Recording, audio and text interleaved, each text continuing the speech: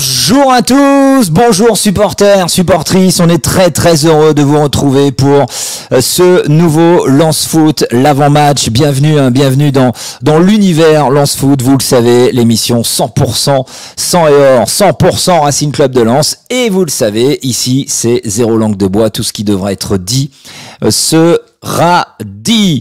Lance Foot, l'avant-match. Ouais. Pas n'importe lequel, bien évidemment. On va revenir et parler de cet avant-match que tout un peuple attend. C'est bien évidemment le derby Lens, enfin Lille, le LOSC Lens. Donc ça sera dans demain, puisque là nous sommes vendredi, il est 17h20.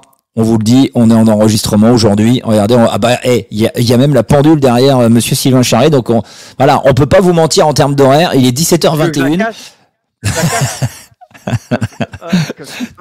Salut mon Sylvain, ça va? Allez, salut. Allez, très bien. Jingle.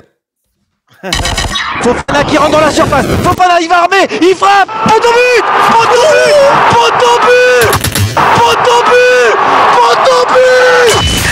Mais il va la fermer sa gueule.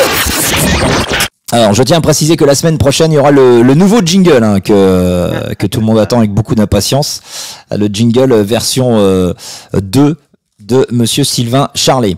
Bon, Sylvain, on va sans plus tarder rentrer dans le game avec donc cet avant-match torride qu'on attend tous avec beaucoup d'impatience. Le peuple sang et or attend ce derby donc qui va se jouer demain samedi à 21h, coup d'envoi. On va commencer avant de parler de l'équipe, de la compo probable, parce qu'on a des infos à vous donner sur le 11 du Racing. Restez bien avec nous jusqu'à la fin de cette émission.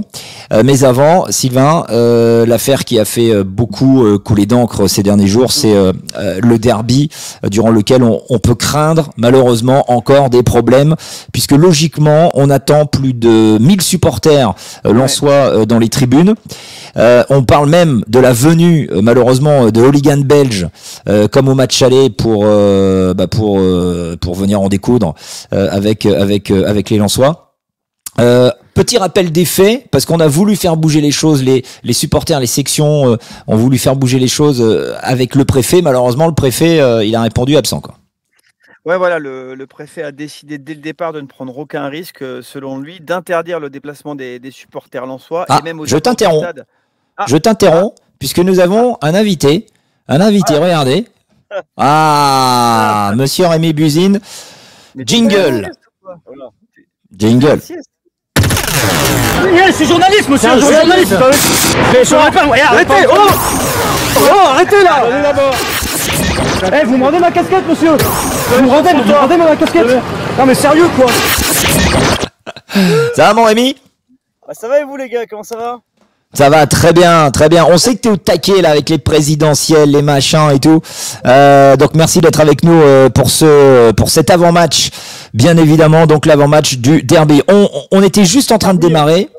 Bah ouais, on était juste en train de démarrer, Rémi. On ouvre le bal avec l'info comme quoi malheureusement un derby durant lequel on peut craindre encore quelques problèmes entre supporters. On disait qu'on attendait plus de 1000 supporters lensois dans les tribunes. On parle de la venue de hooligans belges comme au match aller pour venir en découdre lors de ce derby. Et donc Sylvain était en train de nous faire un petit rappel des faits. Bah oui, il y a eu cette interdiction de déplacement et puis l'interdiction de se montrer lensois aux abords du stade. Les Tigers, en effet, ont fait une proposition à la préfecture pour leur expliquer qu'il était quand même plus envisageable d'organiser un parquage, comme c'est une habitude dans beaucoup d'endroits. Voilà, il n'y a pas eu de retour positif à ce sujet-là. Donc, on va se retrouver, comme tu l'as dit, avec des supporters lensois qui ont acheté des places sur les réseaux sociaux, sur la billetterie du LOSC. C'est encore possible, là, il y a quelques heures, et qui vont se retrouver dans le stade, clairsemés un peu partout, disséminés un peu partout. Donc, ce qu'il faut espérer, c'est que ça se passe bien avec les supporters lillois qui seront dans les tribunes, parce que si à un moment il y a une action, tu ne pourras pas empêcher un supporter lensois de se lever et de vibrer à ce qui se sera passé sur le terrain. Comment ça va se passer dans ces cas-là? Tout ce qu'on sait également, c'est que les forces de l'ordre seront très présentes et il y a un véritable enjeu aussi pour le gouvernement que tout se passe bien autour de ce derby, parce qu'on est entre deux tours et on ne voudrait pas que l'on se serve d'éventuels incidents ce week-end, qui est un gros week-end sportif dans le Nord avec Paris-Roubaix, dans le cadre du deuxième tour de l'élection présidentielle. Donc voilà, sécurité maximale demain, je n'ai pas de chiffres, mais ce que je peux vous dire, c'est qu'il y aura du monde et que s'il y a des hooligans belges, ce sera un miracle de les voir rentrer dans le stade en tout cas. Alors, le préfet appelle à la responsabilité des supporters du LOSC et du RC Lens avec une espèce de communiqué. Ouais, non, mais c'est n'importe quoi.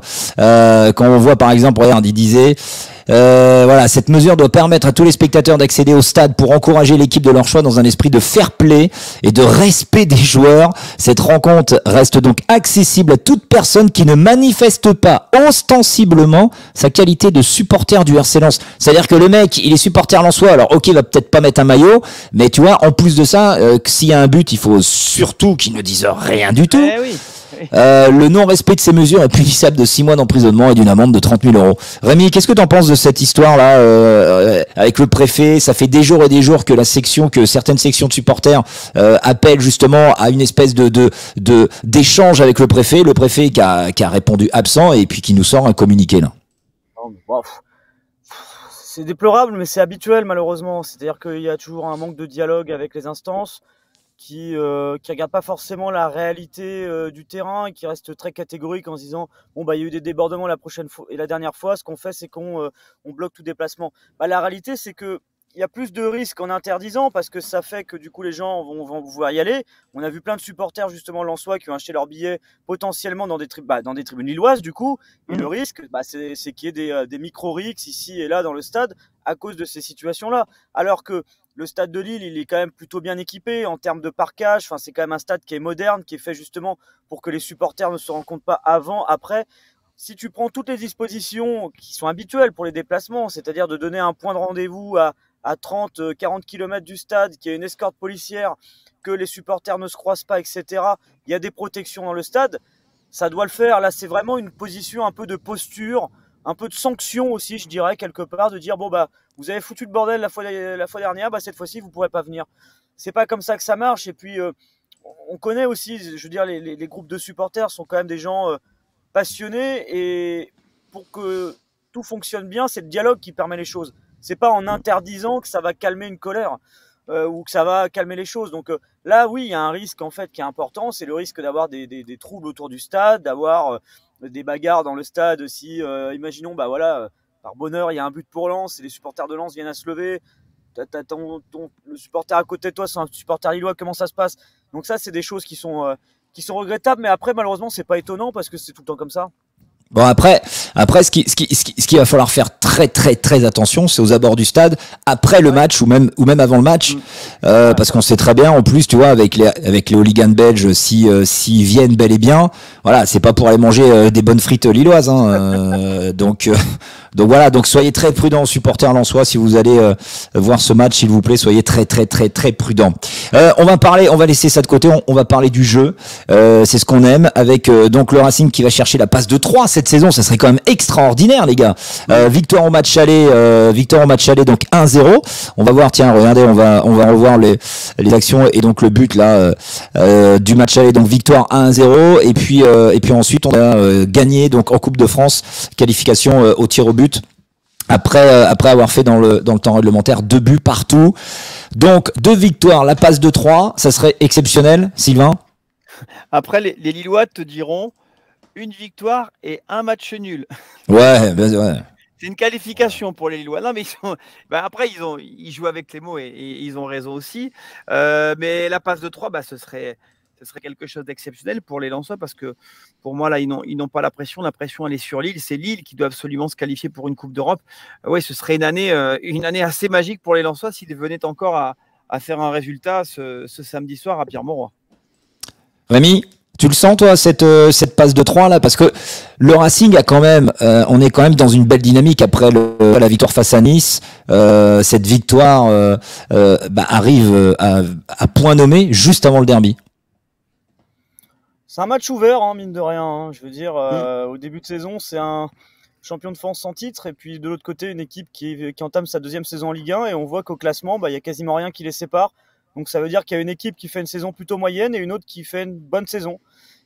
par rapport aux objectifs de début de saison. Donc là, il y a une bonne dynamique. C'est vrai que là, le résultat contre Nice, ça met de la confiance. Après, l'absence de Cheick Doucouré, moi, ça m'ennuie énormément parce qu'il est quand même dans une forme très importante. On va en parler justement. On va en parler. Patron de milieu. On aura l'occasion d'en parler, mais c'est ouvert. C'est-à-dire que ouais, tu as une possibilité d'une passe de 3. Ce qui est quand même magnifique, c'est de se dire qu'il y a la possibilité d'une passe de 3 et que tu abordes ce match avec pas forcément un favori. Bon, Lille joue à domicile, certes, mais c'est assez ouvert, quoi. Ouais, exactement. Pour moi, il n'y a, a pas de favori. Ouais, parce que Lille aujourd'hui, c'est une superbe défense qui reste sur un seul but encaissé lors des 8 derniers matchs de championnat. C'est-à-dire qu'en fait, c'est une équipe qui a retrouvé sa solidité défensive, qui a fait sa marque de fabrique la saison dernière. Et Benjamin André, le milieu de terrain, le disait en conférence de presse tout à l'heure, le problème c'est que voilà, on redéfend bien, mais on a du mal à se projeter, à aller vers l'avant et apporter du soutien à nos attaquants. Donc, il faut espérer pour les Lensois que Lille n'ait pas encore résolu ses problèmes parce qu'à domicile, Lille a concédé 3 matchs nuls 0-0 face aux 3 derniers du championnat. Ouais, parce que ça marque plus. Monsieur Yilmaz, il est complètement hors jeu. En plus, David, il devrait déclarer forfait. David, un but en Ligue 1 pour cette année 2022.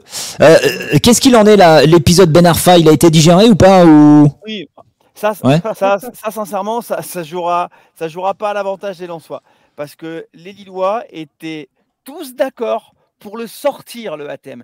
Les dirigeants, les membres du staff technique et les joueurs. Certains de ces joueurs, après ce qu'il a fait, l'ont traité d'abruti.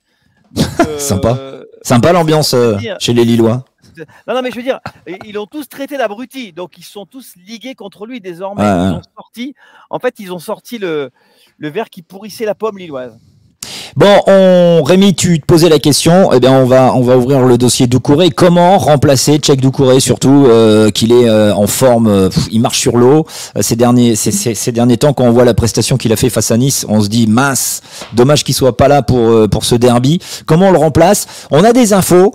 Disons ça serait probable, Sylvain, que Berg soit titulaire face au LOSC.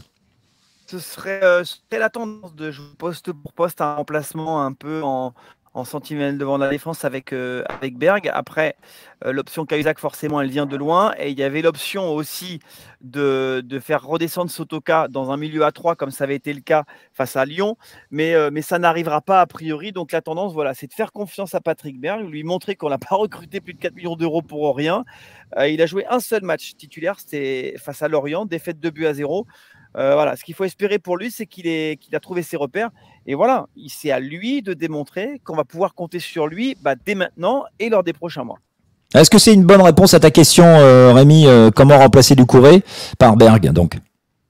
C'est bon pour toi? On va dire que c'est la logique. Je veux dire, Berg, il est arrivé en décembre, il n'a pas beaucoup de temps de jeu, mais c'est pas lié à ses performances. C'est juste qu'il a un milieu de terrain qui est c'est très difficile de les sortir, soit Seko, soit Cheick.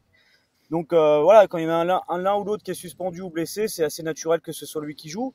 Après, c'est un profil différent, mais ça peut être intéressant. Puis c'est aussi à lui d'aller chercher sa place. C'est pas un joueur qui est en situation d'échec. Il a été recruté parce que c'était une opportunité de l'avoir au mois de janvier et que si tu attendais l'été prochain, peut-être que c'était trop cher ou qu'il était déjà parti. Donc là, il est là. C'est aussi à lui de se montrer. Donc d'un côté, c'est inquiétant parce que tu perds un joueur en très grande forme, qui est hyper important. Je pense que pour moi, c'est le joueur cette saison, même au-dessus de Seko Fofana dans certaines situations, en tout cas dans l'importance qu'il peut avoir au milieu de terrain d'un point de vue tactique. Mais Berg, il peut réussir à se démarquer. Enfin, je pense vraiment que ça peut être l'occasion pour lui de se montrer. Non, puis voilà, au bout d'un moment, alors même si tu sens dans les propos des membres du staff qu'il a encore du travail à effectuer, mais voilà, je pense qu'on a pris son temps, on a pu précipiter les choses. Après, c'est un joueur qui sortait d'une saison complète, mais voilà, il est amené à être un des joueurs cadres de l'équipe à partir de la saison prochaine. Quand tu recrutes un milieu de terrain pour plus de 4 millions d'euros, ça veut dire que tu veux en faire un cadre quand certains seront transférés. Donc voilà. Bon, après, il aura encore peut-être du temps, mais là c'est à lui de démontrer dès maintenant qu'il est prêt. Alors, le derby, forcément, un derby, ça se gagne. Match très important, mais match également très important parce que regardez, le classement, il est quand même chaud bouillant. On est donc 8e, 47 points. Et juste au-dessus, comme par hasard, qui est là? Eh bien, les Lillois avec 48 points. On voit que on est à 3 points de la 6e place. Monaco au-dessus, 5e. Nice avec 51 points. Et puis surtout derrière, attention, chaud derrière dans le rétroviseur, parce que Nantes et Lyon, je peux te dire qu'on sent le souffle chaud dans la nuque des Nantais et des Lyonnais. Ce match est terriblement important, donc je vous le disais sur le derby, Rémi, mais aussi pour un point de vue classement, parce que si on gagne, eh ben ça peut être très très bien en termes comptables. C'est quand tu vois ce classement-là quand même, parce que c'est vrai que ces dernières semaines, on a parfois été critique, très critique, parfois à juste titre, mais quand tu mets en perspective ce classement, c'est ce que je disais tout à l'heure, hein, Lille est champion de France en titre, toi tu joues ta 2e saison en Ligue 1, t'es à une dizaine, t'es à 7-8 journées de la fin, et il y a un point d'écart entre les deux équipes. Et c'est beau, je veux dire, là, tu as un derby, mais tu as plus que ça. Je veux dire, il y a un vrai enjeu sportif sur ce match-là, parce que si Lille gagne, ils mettent Lens à 4 points, et derrière, il ne reste plus beaucoup de matchs. Si Lens gagne, derrière, tu prends un ascendant aussi psychologique, et tu grappilles déjà une place. Donc voilà, ça montre quand même le rapport de force qui est assez équilibré sur la saison. Même si, obligatoirement, en termes d'effectifs, de bancs, etc., voilà, si on parle intrinsèquement parlant, Lille a une équipe supérieure à la base, et même en termes d'effectifs, vu qu'ils s'étaient préparés aussi pour la Coupe d'Europe avec des champions. Et tu vois le résultat aujourd'hui, les deux sont très proches. Donc c'est ouvert, et c'est ça qui est beau quand même. Ça donne un enjeu énorme sur ce derby. Les dernières confrontations, regardez, 35 matchs joués, 14 victoires pour les Lillois, 7 pour le Racing. Et puis si on regarde un peu il y a eu 14 matchs nuls, et puis les 5 dernières confrontations, donc on le disait tout à l'heure, on a gagné donc le match aller 1-0. Donc voilà, vous voyez un peu les 5 dernières confrontations. J'ai du mal à les dire. J'en bégaye tellement, ça me met hors de moi. Quand je vois cet affichage là, tu vois, quand je vois les scores. Je préfère retirez-moi ça. Allez hop, retirez-moi ça, s'il vous plaît. On va parler, tiens, d'un joueur qui va manquer, lui, qui était en forme. Également ces derniers temps, surtout face à Nice. Eh ben, c'est Jean-Louis Lec. Leka qui sera pas là. Logiquement, ce serait Farinez qui devrait être dans les buts. Ouais, rotation. Donc Farinez, 2 gros matchs. Pour lui, Lille et Paris, à lui d'être au niveau de des 2 dernières sorties de Jean-Louis Leka. Ah, parce que Jean-Louis, il a mis la barre haut. Hein. Là, il est chaud. Il est chaud. Sur les 2 derniers matchs, il a été chaud. Je veux dire, si tu rejoins les vestiaires face à Nice avec ce 0-0 à 11 contre 10, tu le dois à Jean-Louis, en partie, puisqu'il a réalisé 6 arrêts, je crois, à la pause. Ouais. Il gagne un face-à-face. Donc, ouais, c'était du très, très bon Jean-Louis. On sent que là, il a basculé. Maintenant, il est dans le match. Il pousse le petit Farinez, pas seulement à l'entraînement, mais aussi sur le terrain. Donc, ouais, là, Farinez, il a 2 gros rendez-vous où il va falloir montrer des choses. Là, il y a 2 semaines, on avait eu Francaise en entretien avec les confrères de France 3, avec France Bleu Nord. Et à la question, en gros, est-ce que Farinez est prêt pour être titulaire la saison prochaine, Francaise n'avait pas été définitif. Il n'avait pas dit oui. Donc, moi, je l'avais relancé en disant non, mais si vous ne répondez pas oui, ça veut dire qu'il ne l'est pas encore. Voilà. Je pense qu'aujourd'hui, le staff se pose clairement des questions. Pour eux, Farinez n'est pas encore prêt à être le numéro 1 l'été prochain. Donc là, il a 2 matchs pour inverser la tendance. Ça va être un match, Rémi, pour Fofana. Là, ce derby, il avait brillé à chaque fois en coupe, et puis au match aller, il avait fait un énorme match. Ça a été le héros. Notre Seko Fofana, il aime ça, il aime les matchs à enjeu, à grosse pression. Il sait que le derby, c'est le match le plus important de l'année. Ça peut être un match pour lui là. Bah clairement, en plus, on voit son niveau aussi sur les gros matchs. Je veux dire, on a tous match contre Lille, mais on se souvient de Lens Paris Saint-Germain. Seko Fofana, voilà, ça montre que sur ce type de match-là, il se sublime et il montre des choses assez extraordinaires. Donc on peut imaginer demain qu'il soit vraiment peut-être l'élément important du Racing. En plus, en l'absence de Tchèque Doucouré, il faudra aussi accompagner Berg. Alors c'est justement là où il y a ce petit point d'interrogation, c'est sur cette complémentarité, parce que Seko Fofana, c'est cette complémentarité entre les deux. Si Fofana arrive à briller, c'est aussi parce qu'il sait qu'il a un Doucouré à côté qui peut l'aider. Mais c'est intéressant aussi de voir ce duo-là d'un Berg qui peut casser les lignes avec ses passes, d'un Seko Fofana qui peut lui casser les lignes de par ses dribbles et de par sa percussion. Mais oui, ça va être l'homme à suivre côté lensois. Et après, je parlais de Jean-Louis Leca à l'instant, c'est vrai qu'on lui doit une fière chandelle contre Nice. Mais Farinez aussi est en train d'augmenter tout doucement son niveau de jeu. Hein. Je veux dire, aujourd'hui, on avait des inquiétudes en janvier-février. Tout doucement, il est en train de se mettre dans le mood et c'est intéressant. C'est assez équivalent. Hein. Je veux dire, ok, demain ce serait Farinez, mais on peut être autant confiant. Hein. Sylvain, tu voulais rajouter, vas-y. Ouais, par rapport, encore une fois, le milieu de terrain, les couloirs, le milieu de terrain seront des clés de ce match. Et dans l'entrejeu, pour venir, parce que forcément, Berg, il a peur avec ses coéquipiers. Donc, je pense que ses coéquipiers sont encore un petit peu dans le doute en se disant comment il va se comporter sur le terrain. On a très peu joué avec lui et il a été une seule fois titulaire, on a perdu. Je pense qu'il va être important d'intégrer dans le 11 un joueur comme Florian Sotoka. Moi, le match de Lyon, où je l'ai vu quasiment en récupérateur, je trouve que c'est une donnée hyper importante. Il devrait faire son retour dans cette attaque, mais aussi dans ce milieu, pour épauler le milieu lensois, sachant qu'en face, il est possible que Renato Sanchez remplace en deuxième attaquant Jonathan David. Ça veut dire qu'il va être aussi capable de redescendre dans l'entrejeu à côté de André et de Xeka, et que là, on va avoir une vraie bataille dans l'entrejeu entre Lille et Lens. Klose de retour titulaire? Oui. Ouais. Donc on va peut-être avoir comme à l'aller deux pistons comme à l'aller en feu avec lui et Frankowski, parce que le Polonais retrouve du jus là, ça y est, hein, il revient. Ouais, il était vraiment bien là sur le match de Nice et il avait remplacé Klose. Non mais Klose là, je pense que c'est bon, il avait besoin de souffler un peu et je pense qu'il va débuter le match et il sera avec Frankowski de l'autre côté. Ce serait terrible de ne pas offrir le derby à Klose s'il n'a pas de problème physique. T'imagines le truc, enfin, ce serait... Non, il va être là, il va être là. C'est pour ça que je disais, tu sais, tout à l'heure que ça arrive à point ce derby, parce que tous les joueurs qui étaient en deçà ces derniers mois, ces dernières semaines, donc Klose, Fofana, Frankowski et encore j'en passe, et bien là comme par hasard les mecs, une semaine ou un ou deux matchs avant le derby, et ben ça y est, ils reviennent, ils ont eu leur petit coup de moins bien derrière eux, ils reviennent pour une fin de saison. Ça tombe pile poil là en termes de timing, c'est quand même bon. Ouais, c'est vrai que ça revient bien et après le seul doute c'est vraiment autour de Kakuta. Je pense qu'il sera pas au rendez-vous de ce derby, c'est le seul point noir dans les rangs lensois.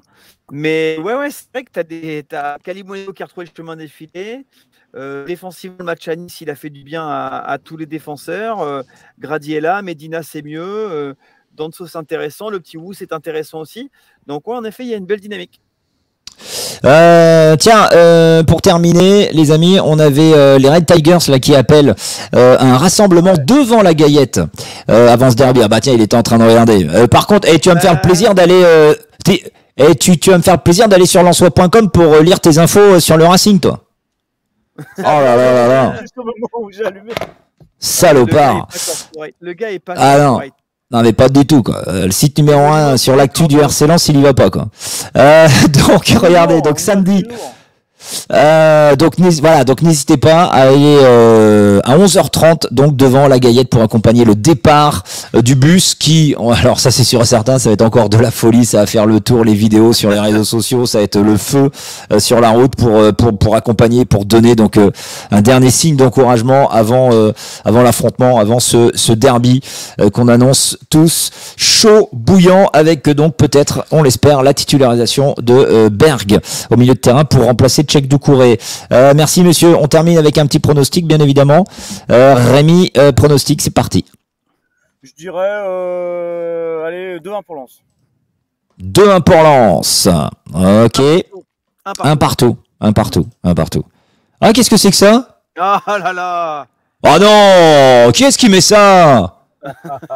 Bah non, mais tu vas être interdit au stade, hein. Bah attends, on s'est fait pirater ou quoi là? Arrêtez, non, sans déconner. C'est pas bien. On n'y est pour rien. On n'a rien vu. Bah t'as vu quoi toi? Qu'est-ce que t'as vu? Un tifo. Rien, moi je sais pas, il y a eu un bug, on sait pas. Moi j'ai rien vu. J'ai rien vu du tout. Bon. Pronostic, moi je mets ça va être chaud, hein, franchement. Moi je vois le match nul malheureusement. Je pense pas qu'on gagne. J'aimerais tellement, mais allez, moi je vois 1-1 ou peut-être même 2-2. Tiens, moi je mets un 2-2. Tiens, je vais me faire un 2-2, ouais. C'est un bon D'avoir une combat, belle cote. D'avoir une belle cote. Bon, passez un bon petit week-end, les amis. Allez, Lens, bien évidemment. Débrief, énorme débrief lundi, là. Lundi soir, soyez à 20h15 en direct et en simultané sur YouTube et sur les réseaux sociaux pour le débrief de ce derby. On l'espère, bien évidemment, avec une belle victoire lensoise pour bien clôturer ce week-end. Passez donc un bon week-end, Rémi, Sylvain. Sylvain, tu commentes, hein? Ouais, je commente. Ouais. Ouais, Je t'envoie les ok. extraits. Ouais. J'espère pouvoir venir demain. Moi, j'ai fait en sorte de pouvoir venir, mais Ah, tu viens? on verra. Normalement, je Ah, viens, putain. mais bon, c'est pas sûr. C'est 21h. Hein. Oui, Voilà, non, c'est- je t'envoie. Ouais. Non, c'est 23h. C'est 23h. 23h à la baraque à frites. Il y a tellement d'heures Viens, différentes. Je sais plus, une fois c'était 13h le match, je me suis réveillé à 15h, du coup, j'ai rien vu. Vis ma vie de Rémi Buzine, quoi. Le mec, il se lève à 15h. Bon, allez, bisous les mots. Mais, Allez, bisous à vous. Pour finir rapidement, juste j'espère que tout se passera bien demain, quoi. Parce que c'est vrai que, Ouais. pour revenir à ce qu'on disait tout à l'heure, c'est le risque qui est des débordements. Et on espère vraiment que tout se passera bien. Et c'est vraiment aussi l'appel au calme du côté des supporters lensois. Ouais. C'est-à-dire de céder à aucune provocation. Voilà, parce qu'il y aura toujours des gens pour Faut être propre. provoquer, pour insulter. Et ça peut partir vite, hein. Des fois, en l'espace de quelques Ouais, non, mais c'est clair, même c'est clair. au milieu d'un truc. Moi, je pense aux supporters qui étaient en train 1-0 lors du dernier derby, qui se sont retrouvés au milieu de tout ça. Ils avaient rien demandé, donc on espère vraiment que tout le monde se comportera bien demain, quoi. Voilà, Soyez exemplaires. Voilà. Ouais. Exemplaire. Exemplaire, exactement, c'est le mot de la fin. Et soyez donc très très prudents. Voilà, faites pas les cons comme on dit. Et puis voilà, ce n'est que du foot. Place au jeu, place au sport. Et puis on se retrouve lundi, bien évidemment. Après, le chambrage, ça fait partie du lot. Hein. Sinon, je veux dire, tu regardes pas ton derby. Le chambrage, tant que ça reste du chambrage, voilà, c'est bien. Je veux dire, c'est de bonne guerre. Allez, bisous, ciao. Et on se retrouve demain. Ciao. Enfin, lundi. Ciao. Demain c'est France. À demain, hein. Voilà. Ouais, rendez-vous chez Sylvain Charlet. Allez, salut, ciao.